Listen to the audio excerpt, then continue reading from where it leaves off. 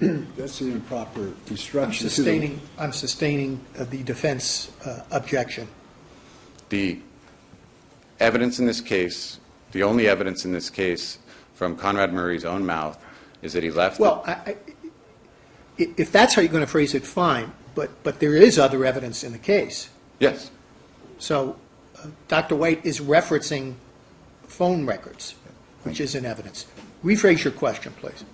You would agree that in the statement Conrad Murray gave to the police, he only references leaving Michael Jackson alone during that brief 2-minute period, correct? I believe that's correct, yes, sir. But you don't believe this all could have transpired within 2 minutes, and so it's your opinion that this took place when Conrad Murray was on the telephone for a lengthier period of time. Is that correct? That's pretty correct, yes, more or less correct, yeah.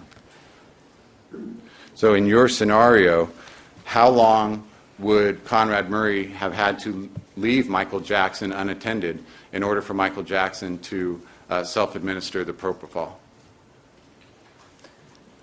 Well, it's hard to say without knowing exactly where the syringe was, and what I do know is that the phone records suggest that after this observation period, Dr. Murray was on the phone for a time of 35 to 40 minutes, I believe. I'm not. And that's the time period that you believe this event transpired. Is that fair? Followed by a 2-minute period where I guess he went into the restroom to relieve himself. And it was sometime during that 40-minute period where I believe Mr. Jackson had the opportunity and likely self-administered the final fatal dose of propofol, yes.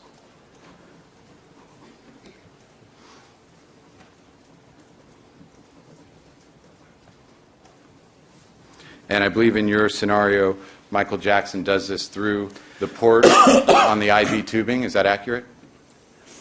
I'm sorry. Through the side port? Yes. The Y port? Is that your theory? That would be the likely site, yes. And in your analysis, was that syringe left in that port for Michael to have access to it, or was it left somewhere else, or do you simply not have an opinion in that regard? I really don't have an opinion, although I think there was a syringe with a needle attached in that side port.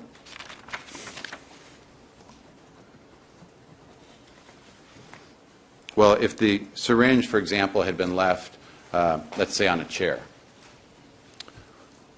filled with the propofol that you've described, and Conrad Murray came back into the room and found Michael Jackson not breathing, and now the syringe is in the port, don't you think that would raise alarms to Conrad Murray?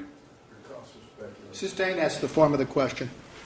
Don't you think that would be something that would key him into the fact that he left the syringe on the chair, for example, and now it's been moved into the Y port? Objection still calls for it. Sustained. Are you assuming that the syringe was left in the Y port when Conrad Murray left Michael Jackson alone? No, I'm not. So the syringe is left somewhere under your analysis. Conrad Murray is inattentive or gone out of the room for 35 to 40 minutes. That's your assumption, correct?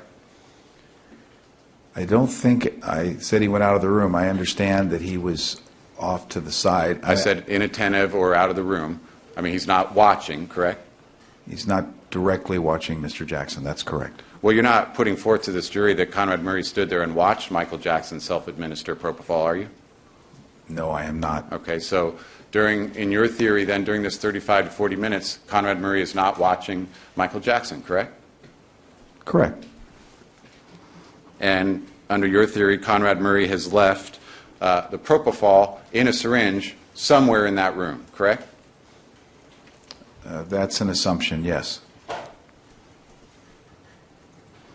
And during this period of absence, then, it's your theory that Michael Jackson woke up and self-administered the 25 milligrams and killed himself.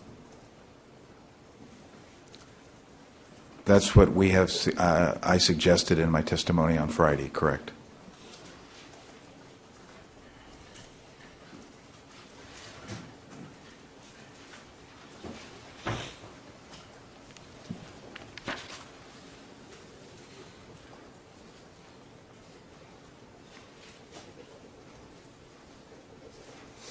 And are you assuming then that after Michael Jackson did that, that he fell back in the same location he'd been on the bed prior to Conrad Murray leaving the room?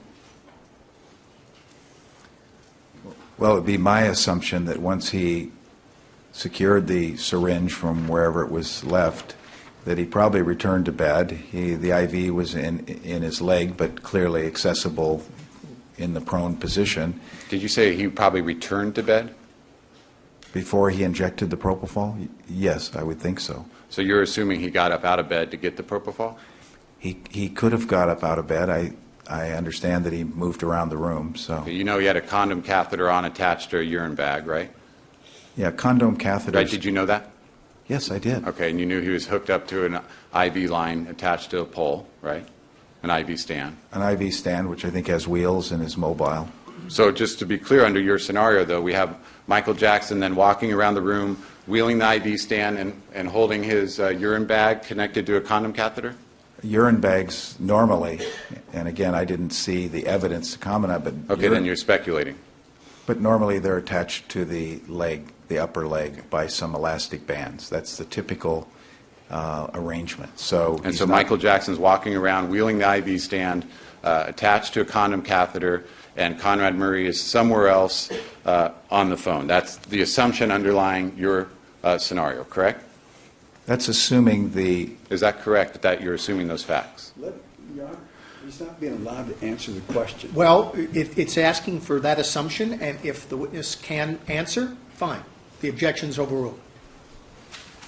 Are you assuming that scenario? That's not the only scenario. It's a possible scenario, yes. And of course, you would agree a possible scenario is that Conrad Murray administered more propofol, correct? It's a possible scenario. It's possible if he wanted to potentially harm Mr. Jackson.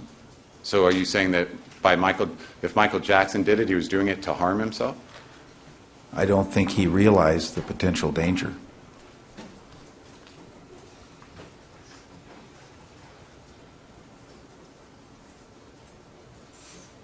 So my answer is no, sorry.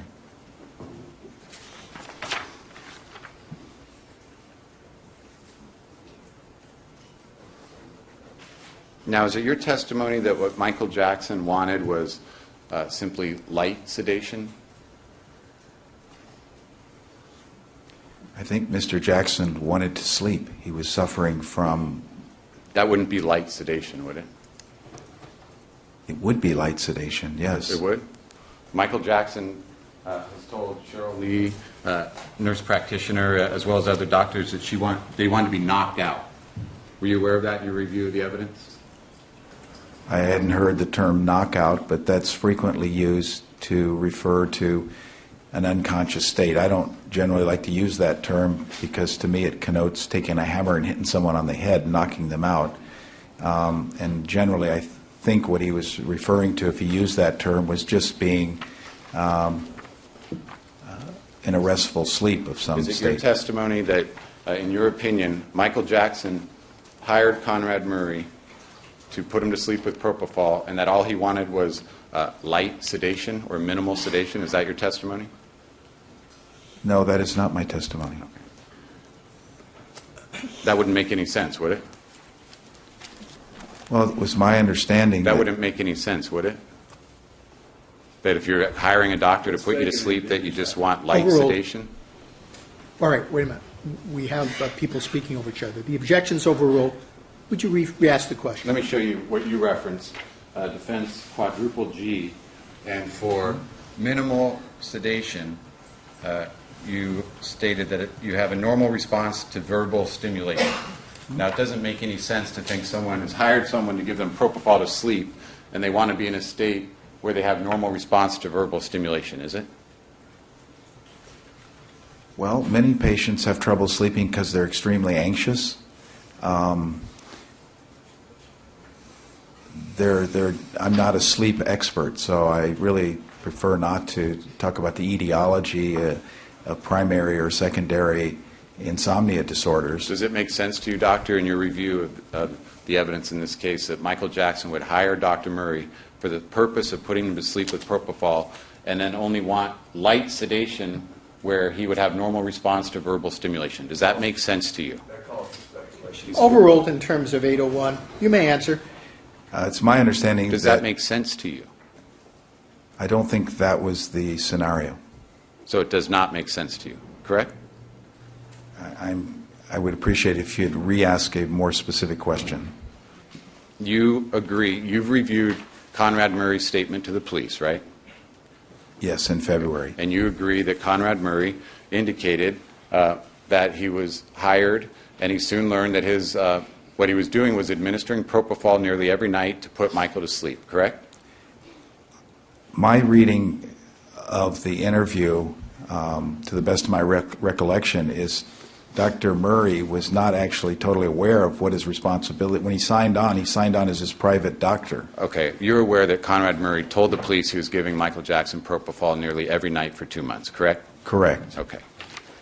And knowing that that was Conrad Murray's own words to the police, does it make sense to you that Michael Jackson would be seeking only light or minimal sedation where he'd have normal response to verbal stimulation? Does that make sense to you?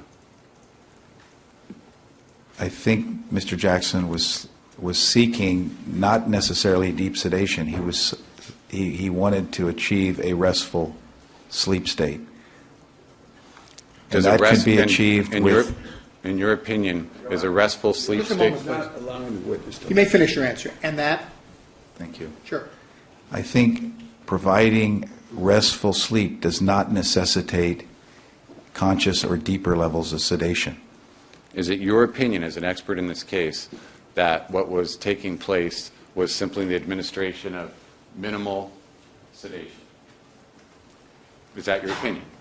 Can you be more specific as to the time frame? Because you've referred to a time during which he was administering an infusion for 6 weeks every night, and the more recent care of Mr. Jackson, which was significantly different.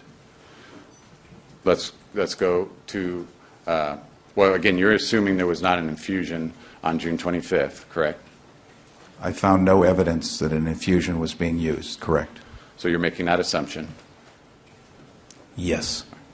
So is it your testimony that on every night prior, or at least in the 2 months prior when Conrad Murray says he was doing a bolus followed by a drip, that in those instances Conrad Murray was doing deeper sedation than what you would call minimal sedation? Well, first of all, the previous day he apparently received no propofol, and I believe that statement because there was very little residual propofol in the urine sample that was left at, I think, 7 a.m. And the day prior to that, so 2 days prior, Dr. Murray suggests that he gave only half the usual dose of propofol. So certainly for that period leading up to Mr. Jackson's death, there was no evidence that I could find that he received more than minimal sedation with propofol, if that answers your question. In what date? On what date? On the 23rd, the 24th, and the 25th. So previous to that, you believe it was what type of sedation? During the approximately 6 weeks prior to that, when he was receiving propofol infusions very frequently. I don't know that it was every night because I think he had to have some time off. Well, Conrad Murray said nearly every night in his statement to the police. So assume he's telling the truth and he gave him propofol nearly every night with a bolus and a drip. What type of sedation would be taking place? Well, I would say that sounds like he was saying he would give 25 to 50 milligrams by a bolus and then followed by an infusion, which was set up in a 1 liter IV bag where he added the propofol from the... Earlier you said you didn't know how that was done. I asked you specifically how that would have been done, and you said you didn't know. Sir, I was asked by the judge not to comment on anything that I learned from speaking with Dr. Murray. Well, then you just violated the court's instruction. I apologize. I was trying to Motion to answer your strike, Your question. The last answer stricken. Disregard it, please. My the question. last series of